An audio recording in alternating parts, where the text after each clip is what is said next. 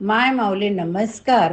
त्रिवेणी ओवी जागर सण वार उत्सव यामध्ये आज आपण मंत्र पुष्पांजली अभिवाचनातनं अर्थ बघूया. भारतीय इतिहासात अयोध्येचा एक राजा खणीनेत्र होऊन गेला. हा राजा प्रजेवर अत्याचार करत असे. म्हणून एक दिवस प्रजेने त्या राजाला राजपदावरून बेदखल केलं. राजाची हक्कलपट्टी करणारी प्रजा हे एक दिवस विलक्षण उदाहरण येथे सापडतं. खणिराजाला पाय उतार करून त्याचा मुलगा अविक्षित याला राजा बनवले. सुयोग्य कारभार करण्यासाठी अनेक अटी प्रजेने घालून दिल्या. वडिलांनी शेजारी राज्याशी शत्रुत्व पत्करल्यामुळे अविक्षिताला वारंवार आक्रमणाच्या संकटांना तोंड द्यावे लागले. पण प्रजेच्या भक्कम पाठिंब्याने तो विजयी झाला आणि त्याने उत्तम राज्य केले. अविक्षित हा प्रजाहित रक्षक राजा. या अविक्षिताचा मुलगा मरुत. अविक्षितस्य कामप्रे मधला हा अविक्षित. मरुतस्य वसनगृहे मधला मरुत. हा मरुत चक्रवर्ती राजा झाला. त्याच्या गौरवासाठी रचले गेलेले ही मंत्र पुष्पांजली होय. भारतात अनेक चक्रवर्ती राजे झाले. मग ह्या मरुतांचं वैशिष्ट्य काय?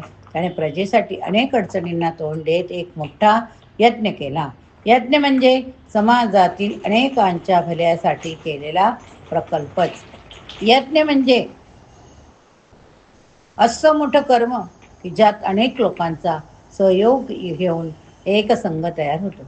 या संघातील सहयोगी हे विविध विषयांचे जाणकार तज्ज्ञ कामगार असतात. त्यांना ऋत्विक म्हणतात. या संघाच्या प्रमुखाला होता म्हणतात.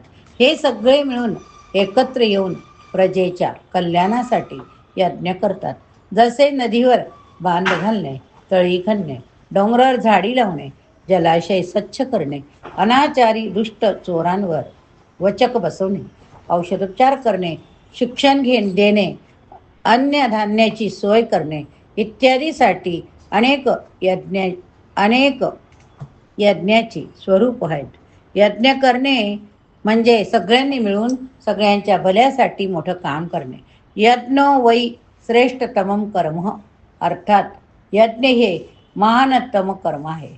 तर मरुत राजाने प्रजेला दुष्काळापासून वाचवण्यासाठी मोठा प्रकल्प हाती घेण्याचं ठरवलं.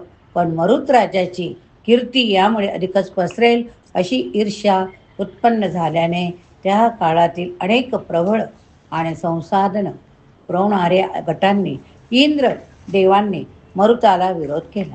मरुताचे सल्लागार असलेल्या बृहस्पतीलाही त्यांनी ह्या यज्ञात सहयोग देण्यापासून परावृत्त केले.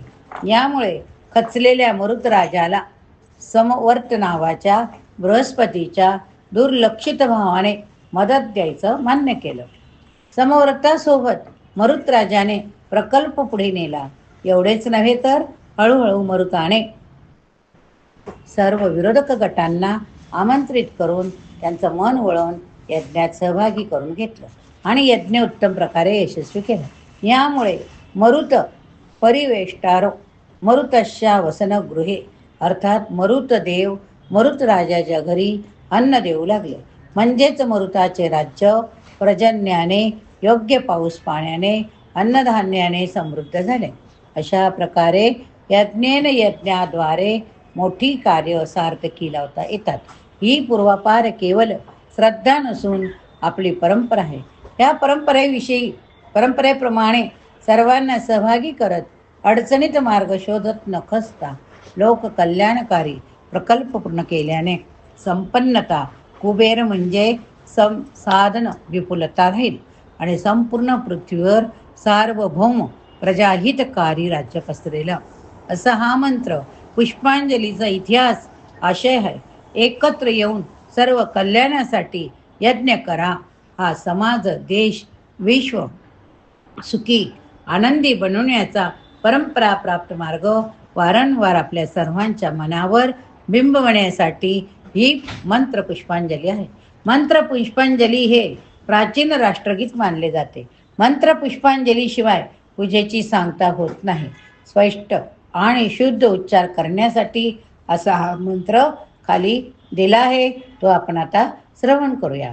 प्रथम ओम यज्ञेन यज्ञमयंत देवास्तानि धर्माणि प्रथमान्यासनः देहनाकं महिमान सचिन्तयत्र पूर्वे साध्याः सन्ति देवाः. द्वितीय ओम राजाधिराजाय प्रसय्यसायिने नमो वयं वैश्रवणाय कूर्महे समे कामान कामकामाय मह्यं कामेश्वर वैश्रवणो ददातु कुबेराय वैश्रवणाय महाराजाय नमः. तृतीय ओम स्वस्ति साम्राज्यं भोज्यं स्वराज्यं वैराज्यं पारमेष्टं राज्यं महाराज्यमाधिपत्यमयं समन्तपर्यासि यास्यात् सार्वभौम सार्वायुष आन्ततः परार्धात् पृथ्वे समुद्रपर्यन्ताय एकराळ इतिः. चतुर्थ ओम तदप्येष श्लोको विगीतो मरुतः परिवेष्टारो मरुतस्यावसनगृहे अवीक्षितस्य कामप्रे विश्वेश्वदेवाः सभासद इतिः. अशी ही मंत्रपुष्पांजली आपण प्रत्येक पूजा झाल्यानंतर, आरती झाल्यानंतर मंत्रपुष्पांजली भगवंताला समर्पित करतोय. ही मंत्रपुष्पांजली आपण आपल्या सगळ्यांकडून समर्पित करूया.